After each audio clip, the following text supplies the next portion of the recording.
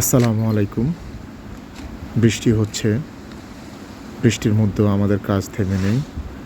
আমরা যারা খামারি, আমাদের আসলে ঝড়, বৃষ্টি, রোদ যাই কিছু হোক না কেন, কাজ চালিয়ে যেতে হবে। এটা এমন একটা সেক্টর, এই সেক্টরে ঈদ, অসুখ, বিসুখ কোনো কিছুতেই আসলে কাজ বন্ধ করার কোনো ওয়ে নেই আর কি।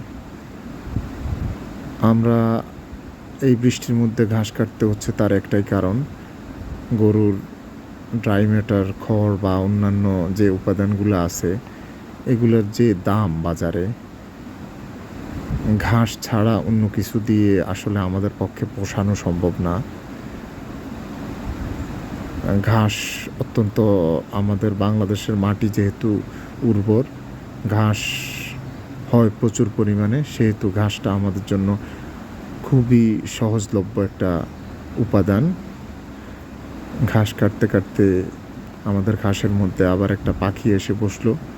বৃষ্টির পরিমাণও বেড়ে যাচ্ছে, আমাদের ঘাস কাটাও শেষ। আমরা ঘাস নিয়ে যাব আমাদের ফার্মে। গাভীর মুখে কাঁচা ঘাস, দুধ পাবেন 12 মাস। এই প্রতিপাদ্যকে সামনে নিয়ে আমরা এগিয়ে যেতে চাই।